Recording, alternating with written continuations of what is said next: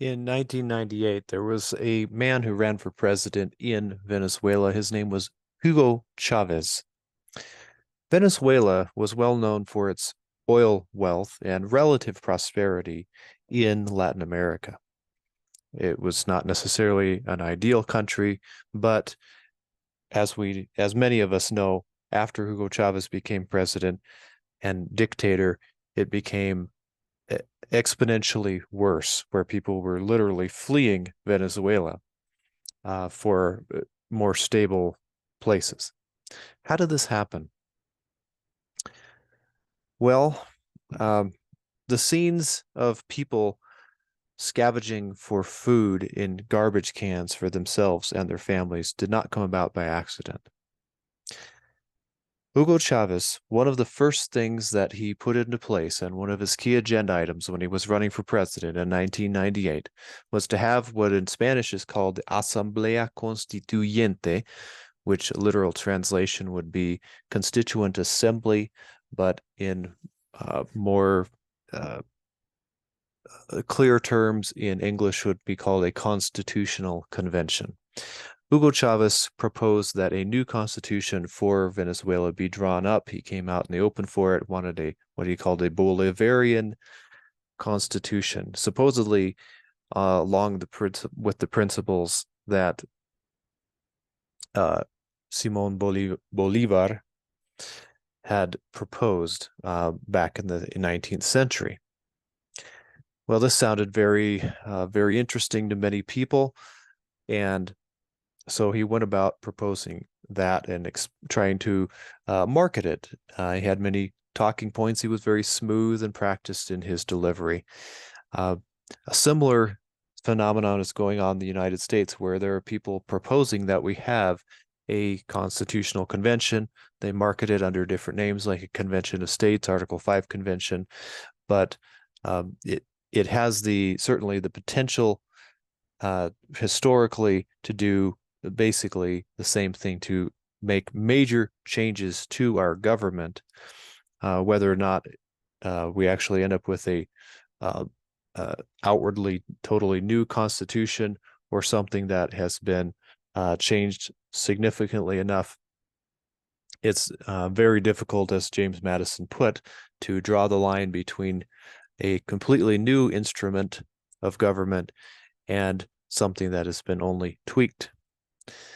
So there's many questions there, but today we're going to look into comparing and contrasting how the idea for a constitutional convention in Venezuela compares to today's marketing of a constitutional convention in the United States. I think you'll see some striking similarities. Of course, there will be some differences, but this often can serve as a warning for Americans today. These people are using the same playbook, as I'm sure you will clearly see. So let's dig into it. What happened in Venezuela? I'm going to use a number of clips which are in Spanish, of course.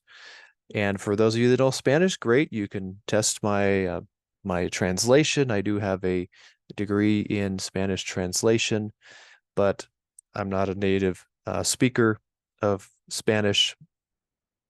But wanted to try to give those of English, Spanish, and bilingual backgrounds and abilities to be able to take a look at the information presented and review for themselves, see what they think. So let's go to the first one. This was in 1998 when Hugo Chavez was running for president. He went on a show kind of like Larry King Live, for those of you that remember. Larry King would ask probing questions. He was a very good interviewer to get to the heart of what people were wanting to say, and sometimes call them out. And sometimes this Oscar Yanez did the same thing. He had a show called La Silla Caliente, which means the hot seat. You're in the hot seat with Oscar Yanez, and it was a nationally televised interview show. And so what happened there? Well, Hugo Chavez was proposing a Asamblea Constituyente. Now, let's take a look at the definition of that. In English, it simply says a lawmaking body chosen or convened that is formed with the aim of establishing the constitution of the government of a state or union, or to arrange some constitutional reform. Now, the main proponent organization in the United States pushing for a constitutional convention, they call themselves Convention of States. They don't like to use the term constitutional convention, basically because they don't want to alarm people as to the potential for changes that this convention process would have. So they make great efforts to say, well, it's not a constitutional convention. It can't throw out the Constitution because it receives its authority from the Constitution. Oh, okay, well, that on the surface sounds pretty good, but at the same time, if you ever heard of hog-housing a bill in a legislature, you know that all that means is you strike everything after the title and you replace it with something potentially completely different from the original intention of the bill. That's called hog-housing. And it's perfectly legitimate in many, many state legislatures. Certainly could be done with the Constitution. But even if it were not that, just think of the great damage that one might be well-intentioned constitutional amendment can have on our form of government. Think of the 17th Amendment or the 16th Amendment. But here's Hugo Chavez. Let's give him a chance to say something about hey, this isn't with limitless power. Here's what he says. Pero también has dicho algo que es falso. ¿De dónde sacas tú eso? No sé. Que quizás los libros que has leído no son los más adecuados, ¿no? La constituyente, ¿quién puede decir que es algo supradictatorial? ¿De dónde sacas tú eso? Lo sacamos de la experiencia que tenemos en Venezuela con 26 constituyentes y de lo que es la constituyente. Pero eso no tiene relación. Sí tiene... Okay, so Hugo Chavez says, hey, wait a second, you're saying that this thing has unlimited power. It's super dictatorial. But where do you get that? The books you're reading, they must not be very accurate. And Oscar Yanez comes back and says, well, we get it from the fact that we've had 26 previous constitutional conventions, Asamblea Constituyente, and that's what's happened. It's become a dictatorial, unlimited body, and maybe we should pay attention to history, right? And then he says, and by the way, just because of the definition, what a convention is. And then the only reply that Hugo Chavez says is, well, that doesn't have anything to do with it. Okay, so let's ignore history. Let's ignore definitions, legal definitions that are clear. And let's just assume that this is, that we're going to claim that the people that are, so-called experts are on our side. That was the approach of Hugo Chavez. That was his selling point. Don't pay attention to definitions. Don't pay attention to history. Well, we pay a large price for not paying attention to history, especially, but also the definitions. So what happened next? Well, now, by the way, the Convention of States group, they basically use the same argument. Let's, for example, here's the definition in English of a constitutional convention: a duly constituted assembly of delegates or representatives of the people of a state or nation for the purpose of framing, revising, or amending its constitution. Article 5 of the U.S. Constitution provides that a constitutional convention may be called on application of the legislatures of 2/3 of the states. Well, first thing you might notice is how this definition in English is very similar to the definition we just looked at about a Asamblea Constituyente in Spanish. Very similar purpose, very similar goal or outcome. Now, but this one from Black's Law Dictionary also points out Article 5 of the U.S. Constitution provides that a constitutional convention may be called on the application of legislatures of 2/3 of the several states. This is the exact same animal as people call a convention of states. It's pursuant to Article 5. Sometimes they call it an Article 5 convention, and it's called on the application of 2/3 of the several states for framing, revising, or amending the Constitution. So certainly the term constitutional convention has application here. It's a perfectly legitimate term for calling this convention creature that comes out of the language of the 5th article of the U.S. Constitution. Okay. Could it throw out the U.S. Constitution? Well, like we said, that's kind of a semantics type of an argument. Where do you draw the line between throwing out the Constitution or having a totally, new creature and simply amending it or tweaking it? So, but other people that are concerned about this idea of a constitutional convention or convention of states, as some call it, they say, well, why don't we look at history? You see what happened back in 1787? Our Constitution was thrown out, wasn't it? Just like happened in Venezuela 26 times when they had a constitutional convention. And the people pushing for a convention say, well, that doesn't have anything to do with it. That was different. That wasn't done under Article 5 of the U.S. Constitution. Oh, okay. Well, does that hold water? It seems to be the very similar argument to what was used in Venezuela. Pero también has dicho algo que es falso. ¿De dónde sacas tú eso? No sé. Que quizás los libros que has leído no son los más adecuados, ¿no? La constituyente, ¿quién puede decir que es algo supradictatorial? ¿De dónde sacas tú eso? Lo sacamos de la experiencia que tenemos en Venezuela con 26 constituyentes y de lo que es la constituyente. Pero eso no tiene relación. Sí, Okay, so reviewing that little clip once again. I could play it over and over. All right. So here's the translation of that. Well, you have also said something that's false. Where do you get this from? I don't know. Maybe the books that you've been reading, they're not the most accurate. He says, the convention, who could say that is something super dictatorial with unlimited power? Where do you get that from? Yanez says, we get it from the experience that we have in Venezuela from 26 conventions and from what a convention is, its definition. And Chavez simply replies, but that's irrelevant. That doesn't have anything to do with this. So Chavez, just like the Convention of States people, says that, yeah, this convention is limited in power. Past conventions are irrelevant. Pero también has dicho... Okay. So let's move on to a similar argument that's used again.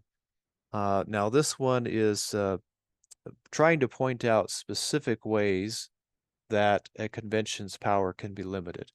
And in a sense, it's accurate, but is it really a safeguard? So here's what Mark Meckler says. Mark Meckler, by the way, is the president, is CEO of Convention of States Action, the main proponent in the United States for a convention. The simplest argument against the runaway convention is math. It takes 3/4 of states to ratify anything that comes out of convention. Convention is only a meeting for making suggestions. The word proposal is used. They can propose amendments. And then that amendment, any amendment that's proposed by convention, has to go out to the states for ratification by 38 states. Okay, wow, that sounds pretty great, right? You would never get 38 states to ratify anything that would be unwise, would you? Oh, well, actually, I can think of a few amendments, like the 16th and 17th Amendment that didn't go so well, and the 18th Amendment was so bad it had to be repealed by another amendment. So, yeah, actually, the people could ratify something and have, and more importantly, things that have been detrimental to our country. Hugo Chavez makes a very similar argument. Here's what he says. Says, don't worry, it has to be approved by the people. Let's do the English first. Chavez said, you missed one little detail. that the convention, after debating the political model that is necessary and right for a country, cannot make the decision, but it has to submit a referendum. Totally false, Yanez says. Then Chavez replies, and ask the Venezuelans whether they agree. The convention, before approving the new constitution, submit that to a referendum so that it's the people of the country that decide. Okay, so let's look in Spanish. Te falta un pequeño detalle. ¿Cuál? En la galleta que tiene. ¿Es una galleta? Sí, bueno, una menos mal galleta. que es televisión. Esto lo están viendo abogados, Sí. etcétera, y saben quién es el galletado. Pero eso lo va a decidir la gente. Usted tranquilo. Oye, ¿cómo no? Sí, claro, la gente ve y oye. Mira, Oscar, te faltó un pequeñito detalle. ¿Cuál? Pequeño detalle Sí, nada ¿cuál, más. cuál? Que la constituyente, después de discutir el modelo político necesario y conveniente para un país, no puede decidirlo, sino que tiene que someter a referéndum y preguntarle, Totalmente falso. óyeme, y preguntarle a los venezolanos si están de acuerdo o no. Permíteme responderte ahora, tú hablaste como 10 minutos. No, 10 te interrumpí minutos, porque no yo tiene sentido, respeto pues la Sí, hable, libertad de hable. expresión. Hable, está como La chico, constituyente, el que se está matando es otro. La constituyente, después que discute, queridos amigos, cuál es el modelo político conveniente para Venezuela, la democracia, la nueva democracia de contenido real, tiene que, antes de aprobar la nueva constitución, someter eso a referéndum para que sea el país el que tome la decisión. Ese pequeño detalle se te olvidó. No podemos decir que sea una cosa supradictatorial. La constituyente es una medida absolutamente democrática. Hey, it's absolutely democratic. Don't worry, has to go to the people. Sounds like a very similar argument, doesn't it? This is a safeguard. The people would never approve anything that's unwise, would they? They did vote in Hugo Chavez, you know. Just saying. All right. So here's another argument that's used. So someone will say, well, this could get out of control. And another way they handle that is a little bit of misdirection. They say, well, you know, what we have now is dictatorial, is uncontrolled. We have a runaway Congress. So here's Robert Nadelson. He's a academic that's from Montana. He supports the Convention of States project. Here's what he says. Oh, excuse me. That's Hugo Chavez once again. Okay. We'll get to Hugo Chavez. Here, Nadelson. We have a runaway constitutional convention right now. It's called Congress. So, yeah, don't worry about this convention getting out of hand because we've got Congress. They're abusing their power. And of course, the implied message is that we've got to have this convention to get Congress under control because they're out of control. Hugo Chavez makes a strikingly similar argument. So here we go, in Spanish. Y el trabajo de la constituyente abierto ante el país no es nada dictatorial. Dictatorial es esto que tenemos aquí, un congreso de cogollos que toma decisiones en contra de un país, que no oye a nadie, que legisla contra el interés de un país. Eso sí es dictadura. All right. He says, the work of a convention open to the country, so transparent, in other words, is not dictatorial at all. What is dictatorial is what we have here, a Congress of elites that makes decisions against the country, that doesn't listen to anyone, that legislates against the interests of the country. That is a dictatorship. So another form of distraction, you might say. Let's focus on Congress, and we've got to bypass that. We've got to rein them in somehow by having a new constitution.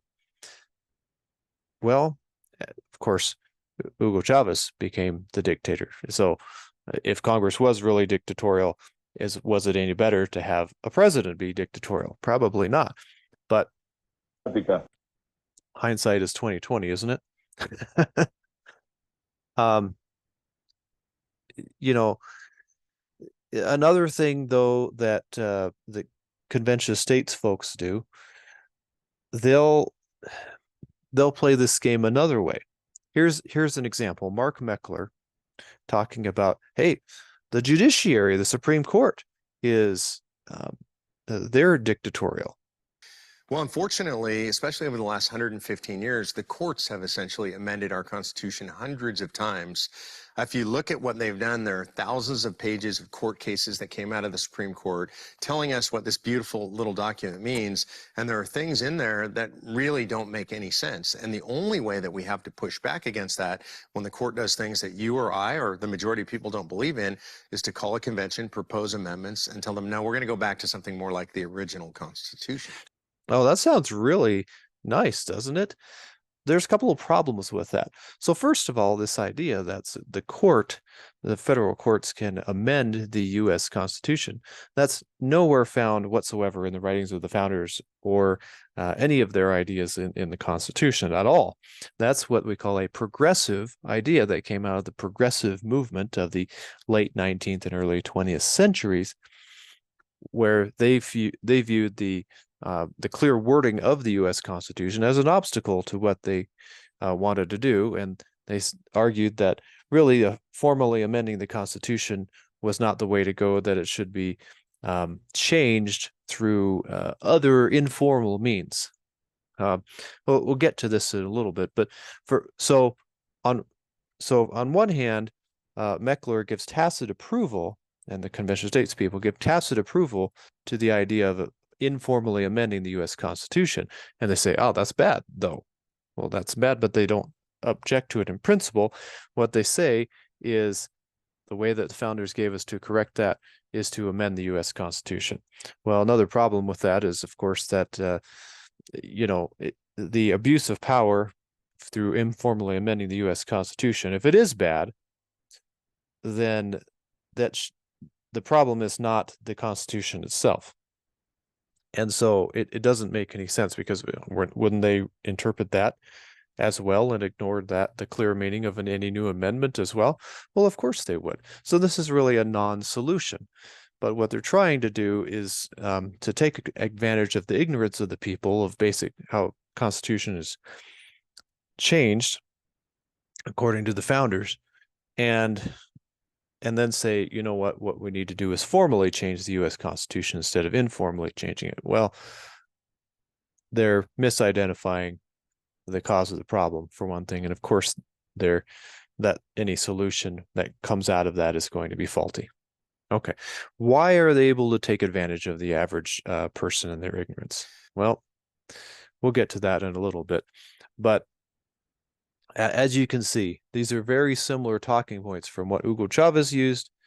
Let's blame Congress, they're the dictatorial ones, or, let's blame the courts, or let's blame Congress, and we've got to bypass them and change the U.S. Constitution. Another thing they do is just simply blatantly misrepresent what the Constitution says. And Hugo Chavez does something similar. We'll get to that in a few slides. So here's what Robert Nadelson says. We've got a little clip of that. There are far, far more controls over this convention than there are over the runaway Congress.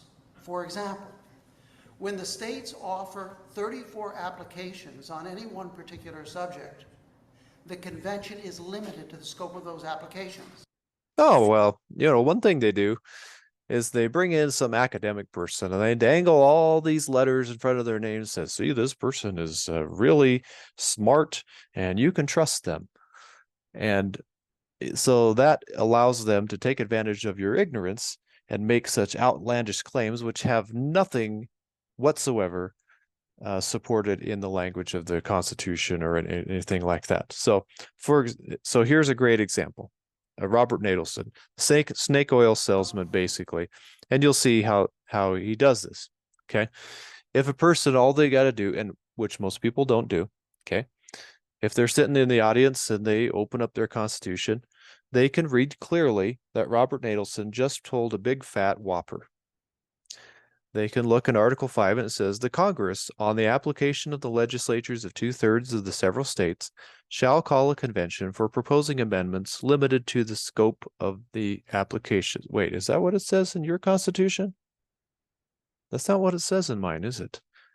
And Robert Nadelson is probably the type of guy, he'll walk around with his pocket Constitution and pull it out, and people often figure, oh, this person keeps up Constitution in their pocket. That must mean they really are familiar with the Constitution. Not necessarily, I found.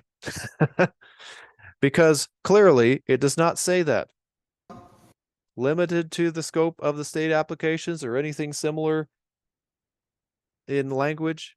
No, it does not say that whatsoever. It just says for proposing amendments. That's it. No limitation on the types or subject of amendments that can be made. And these people know this. There's folks that are pushing for Congress to call a constitutional convention, and they've actually introduced a bill in the House called House Concurrent Resolution 24, Res 24. Now, if you can look this up on congress.gov, and you can find it, and it says in the beginning, boy, we've really got some bad stuff going on with the debt, and we've really got to get it under control, and the spending, and blah, blah, blah, a lot of whereases. Okay, that's a lot of window dressing in a way. But the action part of that resolution is here. It says, as provided in Article 5 of the Constitution of the United States. Well, what does Article 5 provide? And except as provided in paragraph 2, Congress hereby calls a convention for proposing amendments to the Constitution of the United States. Does it say limited to any certain subjects, anything like that? Well, no, it does not. And that's because pursuant to Article 5, if you're going to call a convention, it cannot be limited to any certain subjects. So there you go. They have to admit that this bill, this resolution, would be unconstitutional if it ever tried to limit it, because the Constitution is the supreme law of the land, not some bill calling for a convention. Okay? Chavez does very similar things. Okay? Let me give you an example here. Now, this is kind of a long clip. I'm going to have to break it down into several slides explaining what he does here. But for those of you who don't know Spanish, bear with me. Or that don't know Spanish, excuse me. No podemos decir que sea una cosa supradictatorial.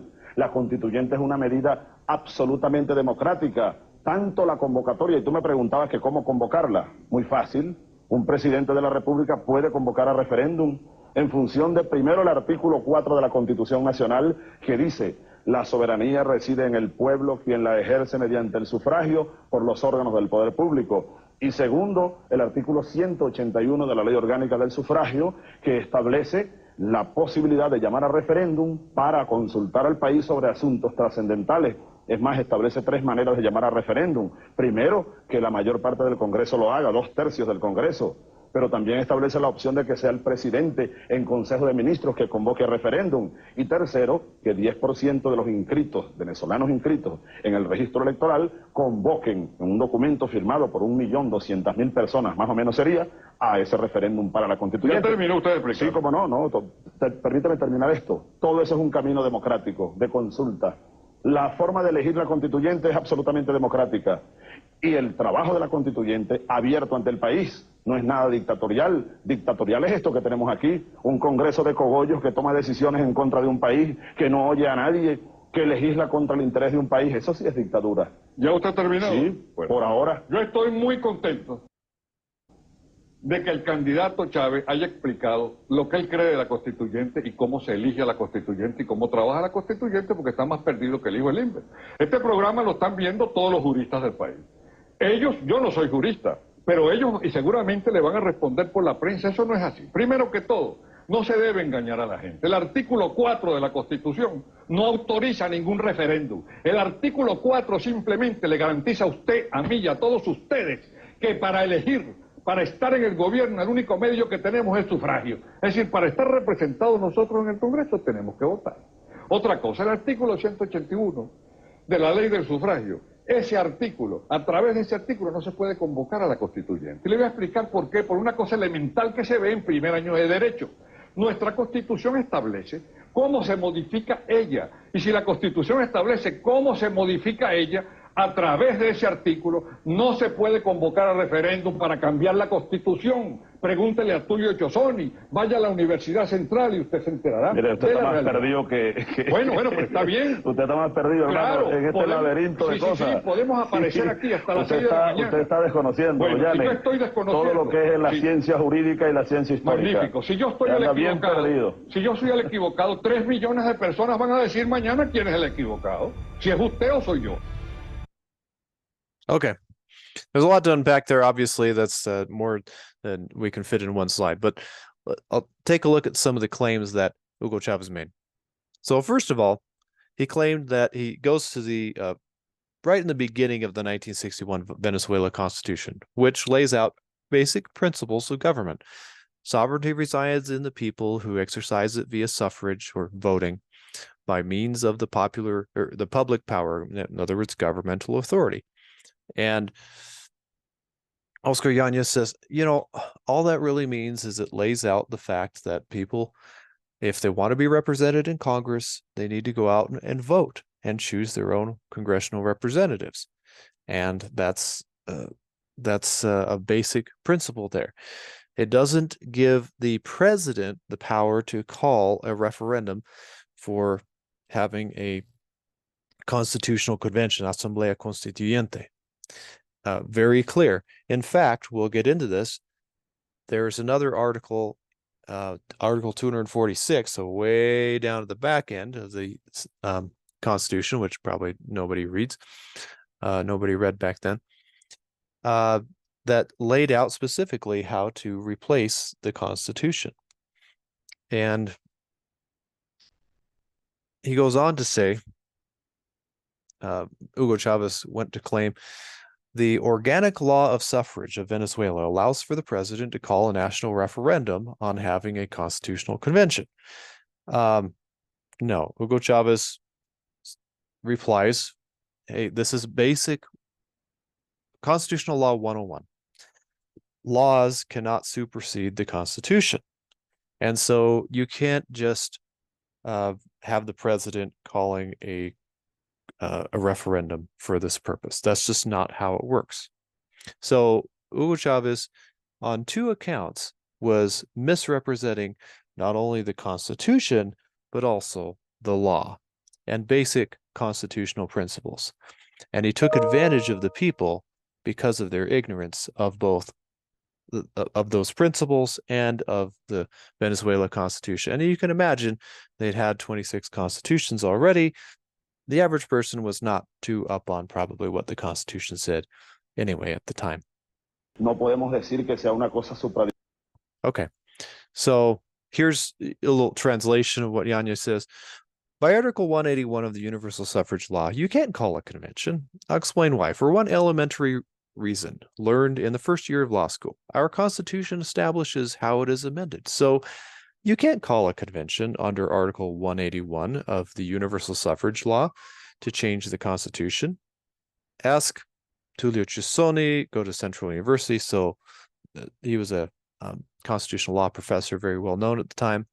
And then Chavez, the only thing he could do, you know, see how he had a pretty serious look on his face because he was called out. This Yanez said, you shouldn't try to trick the people. And you know, we do that a lot with the Convention of States people. You shouldn't try to be tricking the people, but they know that they're, that they should know, at least the ones that at the head, that they are not being straight up with people. But Chavez just laughs it off, tries to ridicule, and says, you're more lost that you're ignoring completely the legal and historical studies. You're way off. La Constituyente porque está más And so basically he says, you know, all the experts are on our side. We know better.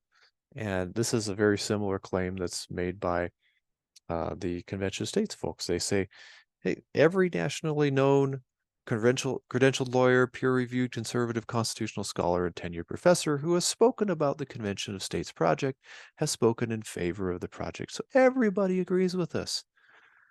You probably want to run the other way. If anybody claims that everybody agrees with them on just about anything, there's going to be somebody, even if you say the sky is blue, all the experts agree the sky is blue.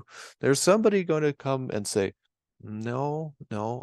Actually, the sky is not blue. It's blah, blah, blah. So be careful. Now, for what it's worth, we went into the U.S. Constitution, how it is laid out to be changed. Here's what it actually says in Article 246. Now, this is summarized from Spanish, the process for changing the Constitution at the time, the 1961 Constitution. Was this followed? Was this process promoted by Hugo Chavez? I think you'll clearly see that it was not. So number one, to start the process, 1/3 of Congress or a majority of the state legislative assemblies vote to start the process. Hugo Chavez said, no, president can do it on his own. Or the people can petition to start the process. No, that's not how it's laid out in the supreme law of the land of Venezuela at the time. Number two, the president of the Congress must call a joint session.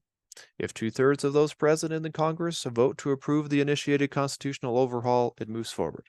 Is that what happened? No, it's not what happened. And that's not what Hugo Chavez was promoting. Debate over constitutional revision starts in one of the chambers of Congress and goes through the same legislative process as if laws were being considered. Is that what happened? No, a special body outside of Congress was created, a constitutional convention, and the delegates there, completely outside of what is laid out in this process, isn't it?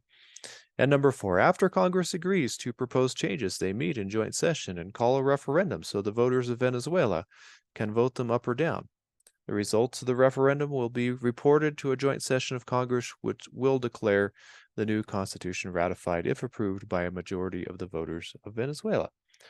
Well, I guess the people of Venezuela did vote on whether to ratify it, but for the most part, this was completely disregarded as a process, wasn't it? Now, what does Article 5 of the U.S. Constitution say more in detail? Well, let's read it together. It says, the Congress, whenever 2/3 of both houses shall deem it necessary, shall propose amendments to this Constitution, or, on the application of the legislatures of 2/3 of the several states, shall call a convention for proposing amendments, which, in either case, shall be valid to all intents and purposes as part of this Constitution. So, in other words, two different ways. Congress can propose the amendments, 2/3 of both houses, or 2/3 of the several states can apply for a convention, and that would force a convention to be called by Congress. And then, whether it's Congress or the state, the Constitutional Convention proposing amendments, the ratification would be by 3/4 of the state legislatures or by 3/4 of the conventions in the states for ratifying these proposed amendments. So, and Congress, it says, as one or the other mode of ratification may be proposed by the Congress. So Congress would be choosing the mode of ratification, provided that no amendment which may be made prior to the year 1808 shall in any manner affect the first and fourth clauses of the 9th section of the first article. That has to do with importation of slaves. Of course, we're far past 1808. And that no state without its consent shall be deprived of its equal suffrage in the Senate. That's arguably superseded by the 17th Amendment or violated. Whichever side you fall on that, after that, there are no limits to subject matter of the convention. Okay.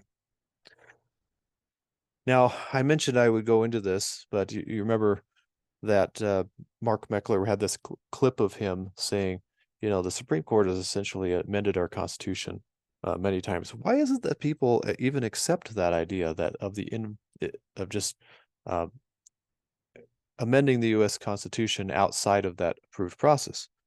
Well, take a look at what millions of people are being taught, just as one of many examples I could give.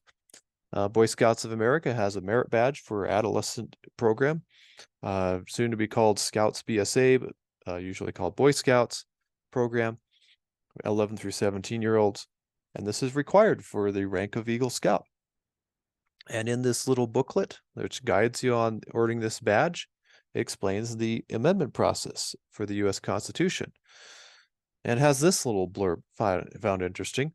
In the informal amendment process, changes in the Constitution take place over time without altering or adding to the written words.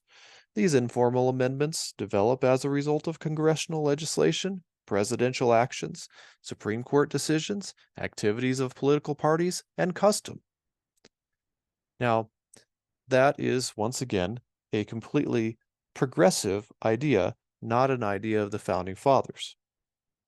The idea that custom changes our Constitution, that was the idea that our founders were trying to get away from in the British system. That, well, tradition is really our Constitution. Nothing's really written down. That's just the fact of having a written Constitution was a unique thing in many ways, although some argue that, yes, there are some various documents that constitute the British Constitution. Really, it's a unique thing in many ways to the United States of America to have a single document that is specific on what the government is empowered to do, how it should work.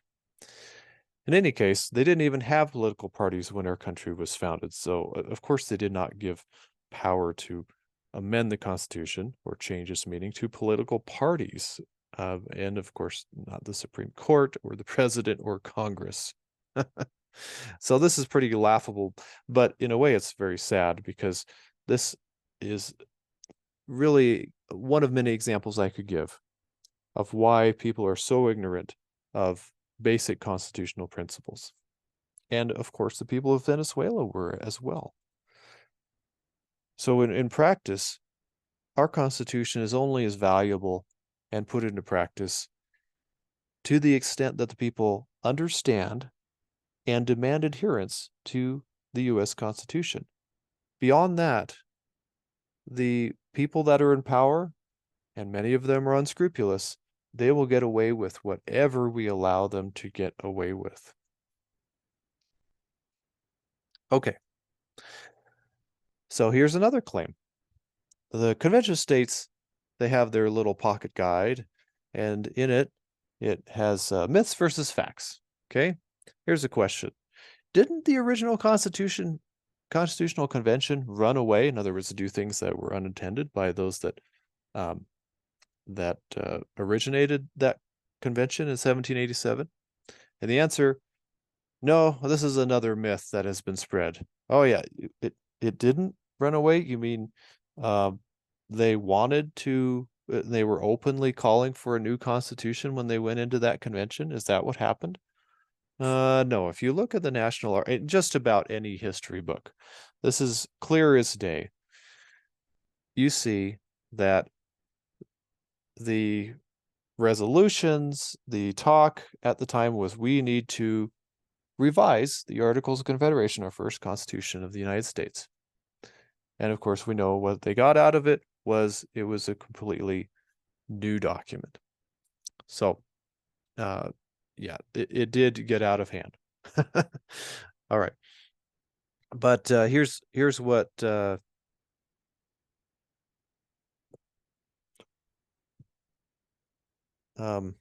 Chavez said.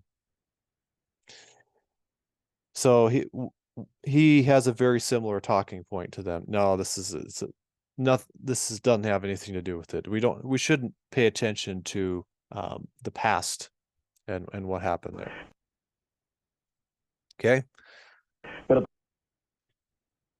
Now, what actually happened in Venezuela in 1999 when it had this convention? Well, of course, Chavez became president. One of the first acts he had was to proclaim a referendum for the people on whether or not they should have a constitutional convention. They voted yes, let's have a new constitutional convention, draft up a new constitution. It was formed, and long story short, now Wikipedia, you might say, well, that's not the best source, but just to give you a thumbnail details of what actually happened, and there's a lot more actually, but we know that Chavez became a dictator. How did this happen? In a nutshell, it says the new Constitutional Assembly voted to give themselves the power to abolish government institutions dictatorial, in other words, and to dismiss officials who were perceived as being corrupt or operating only in their own interests.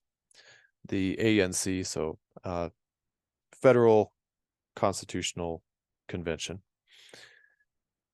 also offered more power to Chavez.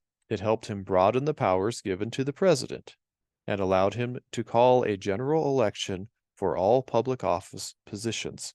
And who do you think filled those offices? Oh, people sympathetic to Hugo Chavez.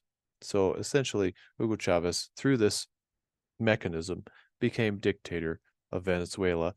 And the new constitution itself, which was ratified, empowered the president to basically do whatever he wanted. So that was his road to becoming a dictator. And there are many people in the United States that see the U.S. Constitution as an obstacle to their lust for power as well. Okay. Now, I've got to show you this. This is Yanez calling Hugo Chavez out. You shouldn't try to trick the people. And take a look at the look on Hugo Chavez's face here, and it says, you haven't told us the truth about this. Usted y su comando no le han dicho al público, no le han dicho al pueblo que la constituyente es una entidad superdictatorial. Y no le han dicho al pueblo que Venezuela ha tenido 26 constituyentes y ninguna de ellas ha podido arreglar el problema. See the body language on Hugo Chavez? Trying to keep a poker face. Not easy when you're being called out. Hey, we've had 26 conventions in the past. Let's pay attention to what happened. And not only did they give us new constitution and become dictatorial in the past, but these conventions also did not even solve the problem. Why should a 27th convention do the same thing? And the same question can be asked today. The people that are against a convention would say, you know, the problems that we have in America, we certainly have problems, but how many of them came from any flaws in the U.S. Constitution? Very, very few. So why should we think that a change in the U.S. Constitution should solve any of those problems? And the fact is, if you're a conservative, you probably will recognize that so many of these problems result from ignoring constitutional limits. And this is our problem. And so it's not going to be solved by changing the U.S. Constitution, because it's a problem that stems from just the opposite, not from enforcing the Constitution, but from ignoring the Constitution. Okay, so the last little part, kind of to summarize, compare and contrast the talking points from Venezuela when there was push for Asamblea Constituyente, and in the United States, the push for what is called the Convention of States, Constitutional Convention, Article 5 Convention, whatever you want to call it. Okay? Number one, claim all experts agree with proponents of a convention. What did Hugo Chavez say? Everybody agrees with me. All the experts agree. Number two, try to pacify concerns by emphasizing the ratification process. In the United States, 3/4 of the states or state conventions need to ratify. In the case of Venezuela, it was, well, ratification has to come through the people. Don't worry, right? Number three, let's ignore history. Dismiss the 1787 convention as irrelevant to what might happen today. And another thing they do, which didn't get into today, but they would say, you know, those things in 1787 are irrelevant, but the states have had various conventions, not for amending the U.S. Constitution, by the way, but they've had, you know, interstate compacts and all this talking about water rights, and those stayed on topic, so we should expect any constitutional convention to stay on topic too. Is that really relevant here? No, not really. But so they like to play both sides of that relevancy argument, I guess. And Hugo Chavez would do the same thing. Let's not only ignore the past 26 constitutional conventions that we've had, but also let's ignore the definition of Asamblea Constituyente, which, by the way, is number 4. And the Convention of States group and other groups, they like to ignore the dictionary definition of a constitutional convention and say it's no, we're doing something different. We're not even doing a constitutional convention. Okay. They don't like that term. Number 5. Disguising unlimited desire to change the Constitution under pretenses of very limited subject matter for amendments. So as you saw in House Concurrent Resolution 24, it would just provide for, pursuant to Article 5, proposing and presumably ratifying any amendments, because why would you propose them if you didn't want them to be possibly ratified? Now, Hugo Chavez, it was different. He openly called for a new constitution in Venezuela. And people were much more open to that because they had had that done 26 other times. So they didn't seem to be too concerned about that. And they were probably not very familiar with the very long 1961 Constitution. Okay, which plays it to the next one. Let's take advantage of the ignorance of the people by misrepresenting the amendment process and its purpose. You remember how Robert Nadelson said, the language of the applications from the various state legislatures limits the subject matter of the convention. Well, as we talked about with Hugo Chavez, a law cannot supersede a constitution, the language of the Constitution.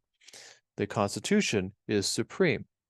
And so, of course, any resolutions made from state legislatures trying to limit the subject matter of convention would not be superior to the language of the U.S. Constitution, Article 5, which specifically says for proposing amendments without any limitations in there. And Hugo Chavez did the same thing.